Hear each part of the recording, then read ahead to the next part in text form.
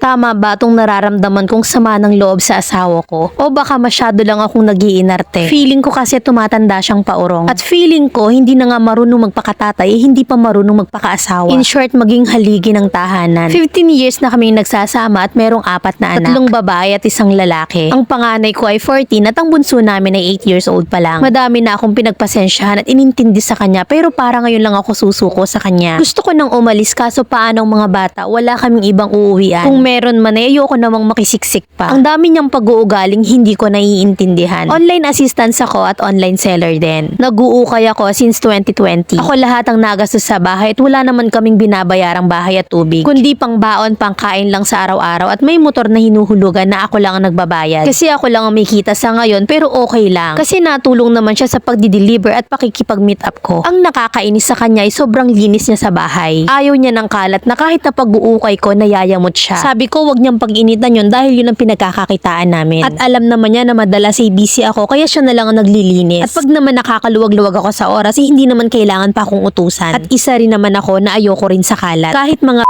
ay pakiramdam din nila na hindi marunong magpakatatay ang ama nila. Lagi niyang sinisita ang mga bata sa kalinisan sa bahay. Masisipag ang mga anak ko lalo na yung 2 nakatatanda. Pero yung ama nila may nakatambak lang na hugas yan isasabihin agad sa mga bata na tamad. Ang sabi ko sa kanya ay pwede namang mamaya na yan at hindi naman tutulog ang mga anak ko nang hindi naguhugas. May time na susundo sa mga anak ay kinatatamaran pa. May motor naman kami at hindi na kailangang maglakad. Hindi man lang niya inisip na may anak siyang babae. Liblib kasi itong lugar namin at tawid ilog pa. Screen siya sa pagsusugal sa cellphone. Minsan magkakaroon siya ng trabaho pero yung sweldo sa pagsusugal lang nauuwi. Pag sinat ako sasabihin mabunganga ako. Nag-loan ako sa card bank pang-renew sana ng lisensya niya at pang-paayos ng motor. Pero pagdating ng loan ay bigla namang naubos yung bigas at yung gatong. As usual na nabawasan na yung loan. May natirang 5K at pinatalo naman niya sa tapos bawal ako mag-react kasi mas galit pa siya dahil mabunganga raw ako. Umuungot sa akin ipababa daw niya yung motor kasi ilang buwan nang hindi nahuhulugan. Bibili na lang daw siya ng second hand at ako naman ay no comment. Ambag daw kami, may 8K daw siya at 7K daw sa akin. Sabi ko kaya ko magbigay ng kulang pero hindi pa buo. Baka sa isang linggo makabigay ako kasi kukuha naman ako ng panibagong bali ng ukay. Ang sabi ko i-down na muna niya yung hawak niyang 8K. At yung kakulangan naman ay hindi naman siguro aabot ng isang linggo. Nagtampo siya at pinatalo niya yung 8K sa sugal at nag-iinarte pa daw ako. Ako pa ang nag-iinarte, ukay naman ang kinuha ko na may sure pa ding papasok na pera. Tapos sasabihin pa sa mga barkada niya na inuuna ko daw yung ukay kaysa sa motor niya. Hindi ko ginustong magbunga nga kung tama sana mga kilos niya. Feeling niya sarap na sarap ako sa pagbubunga nga ako, nakakaputol ng litid sa leeg. Ako ba yung mali or OA lang ako? From our letter sender, Janine. Hindi 4 yung anak mo, 5.